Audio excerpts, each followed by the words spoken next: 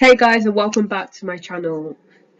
And today we are going to be talking about carbohydrates. This is going to be my part 1 of my carbohydrates teaching, study, revision thing. So stay tuned for the next one.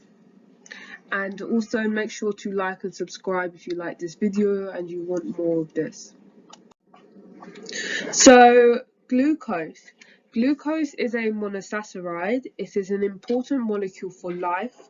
Glucose is oxidized in respiration, and glucose is used to form many polysaccharides, which we will talk about in another video, and disaccharides. Glucose is a monomer, and in terms of carbohydrates, this is known as a monosaccharide. Glucose.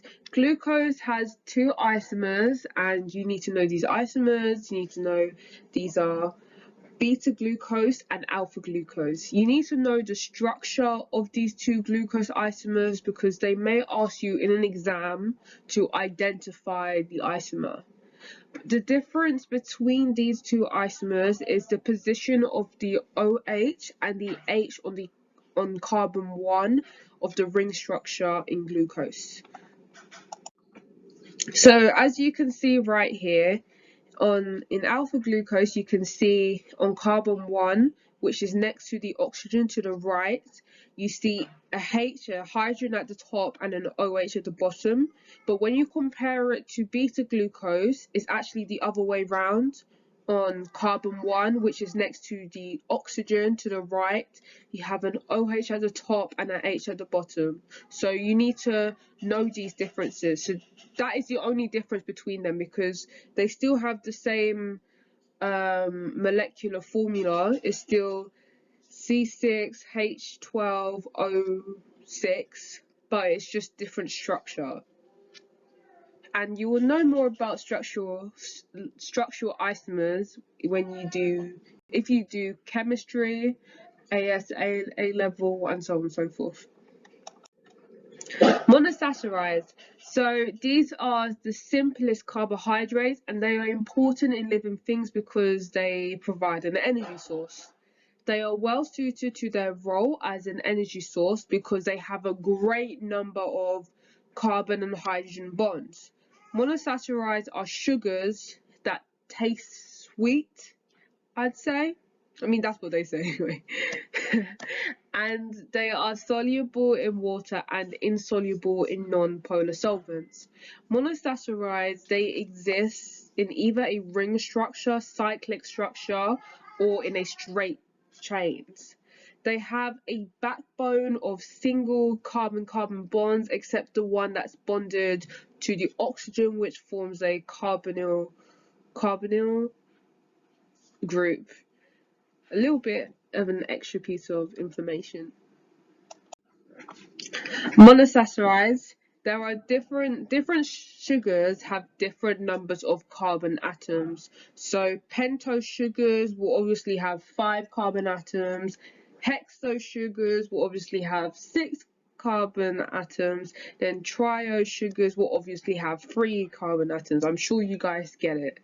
And examples of monosaccharides, hexose sugar is glucose, alpha glucose, beta glucose. And an example of a monosaccharide pentose sugar is ribose, which is a component of RNA, which I will talk about in another video, and deoxyribose, which is a component of DNA, which I will also talk about in another video. So stay tuned for that. Disaccharide. So a disaccharide is formed when 2 monosaccharides, such as 2 alpha glucose molecules, are bonded together through a condensation reaction by a glycosidic bond. A glycosidic bond is a covalent bond between 2 monosaccharides, so that is very important for you guys to know, because there are different types of bonds and for different I was gonna say like substances. So there's a different bonds for like glycogen, not glycogen, glycerol and fatty acids, and you also have amino acids, they're different, the bond name is different. So you need to know that a glycosidic bond is between two monosaccharides. So think of glycosidic bonds for just carbohydrates, literally. And then the other ones, again, we'll talk about in another video, so stay tuned for that. And most disaccharides, most of them normally have at least one glucose monosaccharide. Kind of like extra information you need to know, but yeah, it's important to know that, yeah. So here is a table right here of the different disaccharides and what these disaccharides are made of. So maltose is made of 2 alpha glucose molecules. Sucrose is made from an alpha glucose molecule and a fructose. Lactose is made from a beta galactose and an alpha glucose. Cellular biose is made from a beta glucose and two beta glucose molecules. Glycosidic bond. So this is a covalent bond between two monosaccharides, which I said in my previous slide. Glycosidic bonds, they form as a result of condensation reaction, which you guys will know about because I actually posted a video on that, so you guys may want to check that out if you want to know more about condensation reactions.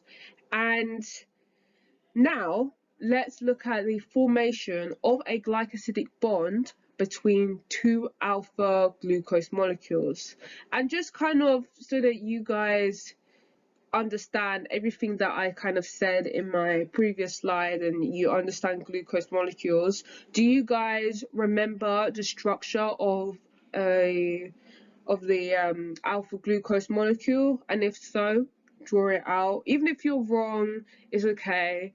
You learn from it, and we all make mistakes, and the best thing about mistakes is that we can learn from it, and that is really good. So next slide.